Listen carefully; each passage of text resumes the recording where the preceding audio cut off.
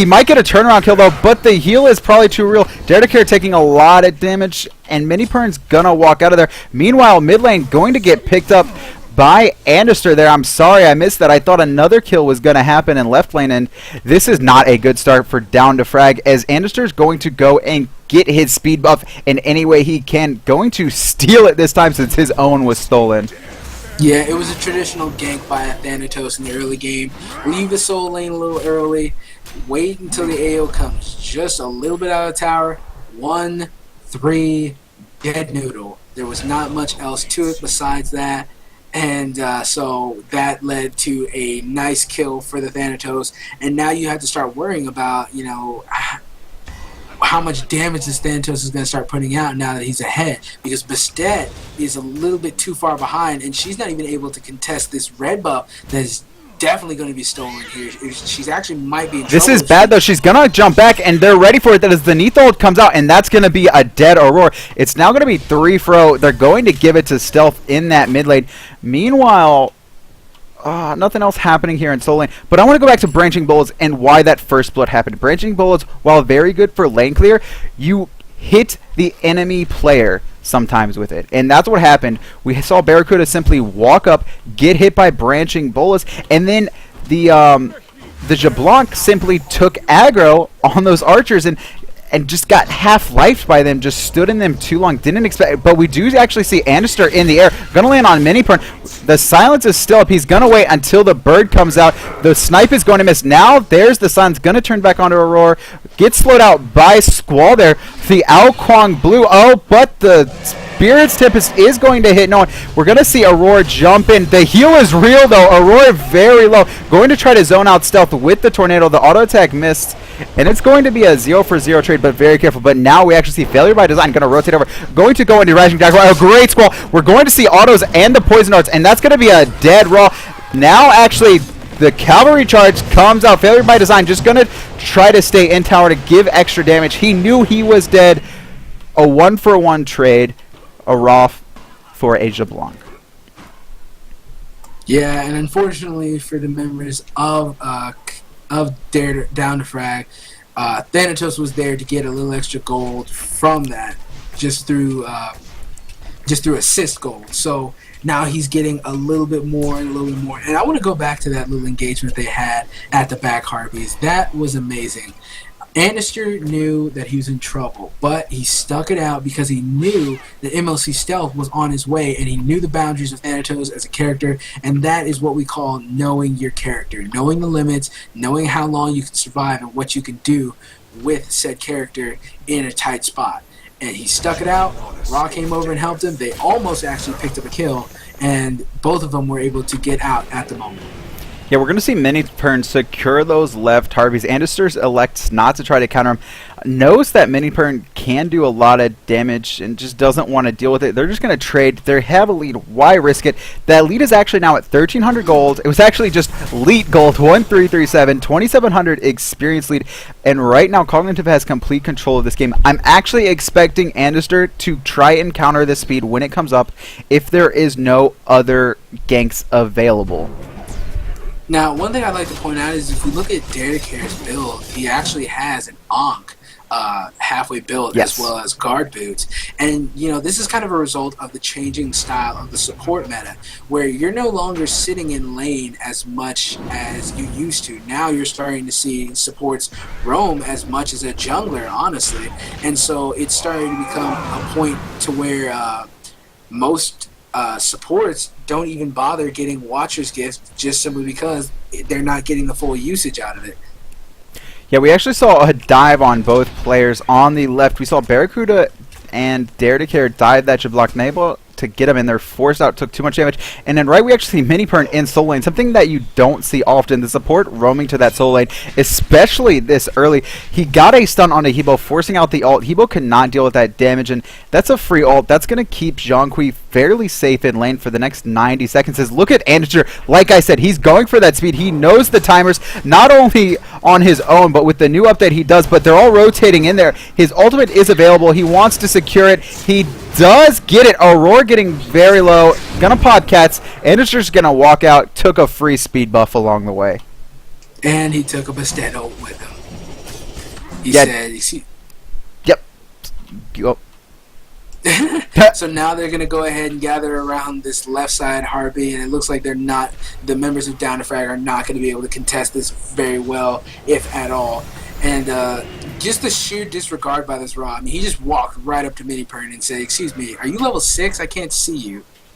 And so he just walked right up to him, didn't care if he was going to Tiger Form or anything. That and the fact that he has 2 other members of his team next to him. And actually, we might have a small engagement here as Guan, he's going to go ahead and start his Tao assault. They're going to go all jump onto this Thanatos, and they're not going to be able to lock him down. Now, Al Kwong ultimate comes, but he's deceased now. Nothing left from him. But Stet's going to be in a little bit of trouble here. She doesn't have her jump anymore, but a good beat is going to save her from taking a searing pain right to the face. And she's actually going to have to get out of here, but she keeps wanting to stay just a little bit longer, and now she's finally out of the situation. So now they're going to go ahead and deny her red, and that's going to be an engagement in favor of Cognitive Gaming. Yeah, every buff is Anister's buff at this time. He's invaded her speed twice. He's invaded her red twice. He's even invaded the small harpies once. And right now, Anister is just shutting down this Bastet. Bastet is a very early game god. Kind of like Thanatos in a way, but right now, sitting at level 6, does not even have boots completed, and while Anister doesn't either, I'm sure he has enough gold on hand to do that when he wishes. And right now, Barracuda is winning this duel lane. The poke is real, the root is going to miss, and just a bit of a trade, but Aurora's coming, gonna look for a gank. Backflip still available. Are they gonna keep this fight up? And no. Barracuda's gonna recognize it. Great warding by Dare to Care is going to keep him alive as he just backs off of the gank. Aurora finally level 7, but the snowball is pretty real right now. Cognitive Gaming, 3k gold lead, 6.7k experience lead, and they're controlling the mid harpies. Yeah, one thing I'd like to talk about is Omega in the solo lane, right? In the solo lane right now, who's just been playing his own little farm RPG as Ra takes out Bastet. Meanwhile, over in the mid lane, did you catch that?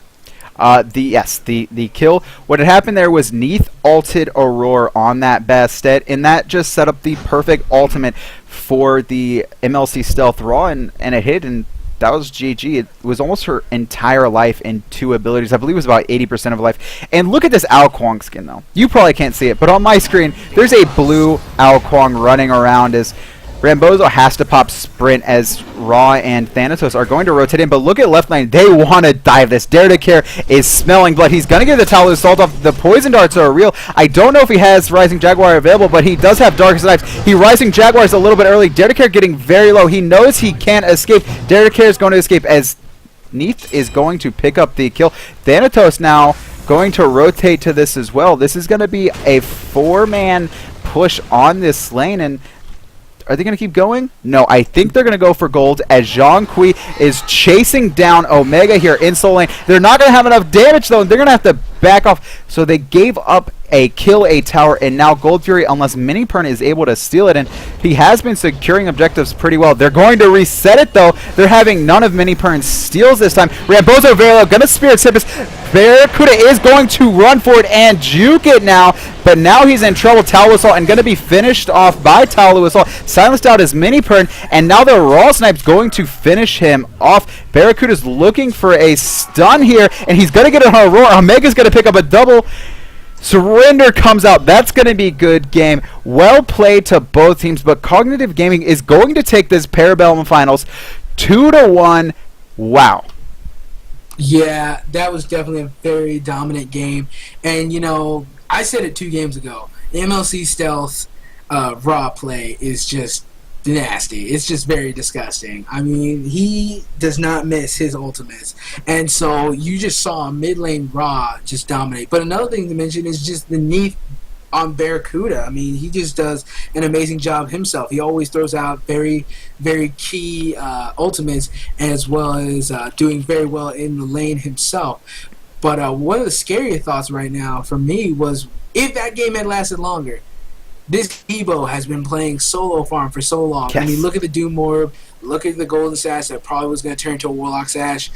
If that game had lasted longer, I wonder how scary that would have gotten with that Evo. Yeah, that was crazy. I'm gonna toss this over to Camps, and for those of you here, don't leave. We actually have a giveaway to the 100K tournament coming up here. Even if you don't go, even if you can't go, you are able to sell that ticket there. They sell for $30, but you know, I don't think there's any more available. You might, if you hold on to it, you might be able to even sell it for more. In addition to that, I believe we have a link on the bottom of the page if you guys want to check it out. We're selling no-scope glasses. Parabellum is trying to get bigger, trying to get this tournament growing. And one way we can do that is if you buy some of these glasses, we get money to put towards prize pools. We're trying to turn it into a monthly thing where we have the first 4 weeks of seeding, and the monthly final is going to be either money or swag that you can take home, maybe glasses themselves. But I want to thank you for supporting us. Talk about scalping here, Ariston. You didn't hear that from me. I never suggested. I just said it's a possibility. Ariston, do you want to tell me how to work the giveaway, or are you going to take over and do the giveaway? Adonis, don't forget to talk about your own information. Oh, my own. Yeah, right. That's probably the most important, guys. I'm going to drop some stuff in chat. You can follow me at SmiteAdonis on Twitter. You can follow my Twitch at twitch.tv/Adonis1. And I'm actually going to, in about 2 hours, I'm actually going to be on Smite Pro for my week trial for the 1 a.m. to 4 a.m. slot. Big boy stuff now. Shadow, can you drop your info as well? I can. I am ShadowBoyG at Twitter and ShadowBoyG at Twitch. You can catch me doing random shenanigans. I'll be putting this in the chat. Usually have a good time. Be sure to check out Adonis. I think I'm pointing the right way. Be sure to check out. Wait, no, wrong way. Other way. Other way. Wrong way. Wrong way. There we go. There we go. Check out Adonis at Smite Pro. That's really exciting for this guy. Yeah, and I do not have Chrome, Ariston, so I can't roll. Or I don't have the extension.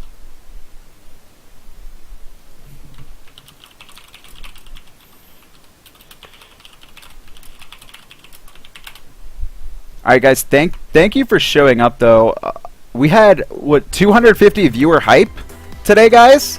Huge!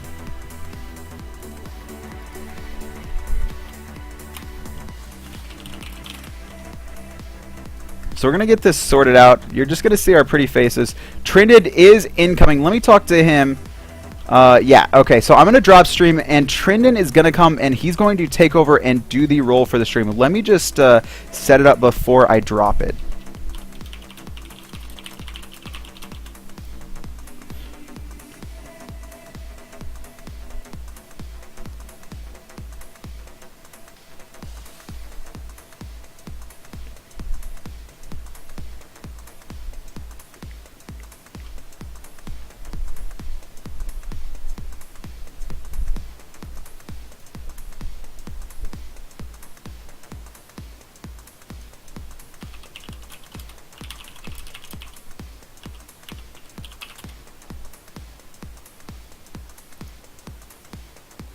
Alright guys, I'm going to be dropping. This is Adonis. I have my co-caster here, Shadowboy. Do you have anything to say before I drop it, Shadowboy? One last word. You get the final word. God. I have so many people I'd like to thank for this last word. No, but great tournament today, guys. Thank you all for coming out and playing, to all the teams and players. Thank you to all the viewers out there who came out to watch this Parabellum Weekly Tournament. Again, this is the Parabellum Weekly Tournament. It is every week. Check-ins or sign-ups end at 6. Check-ins end at 7, and that is also when the tournament officially starts. Be sure to check out Parabellum at Twitter. The information is all below. And again, guys, thank you. Have a wonderful day. Smite on.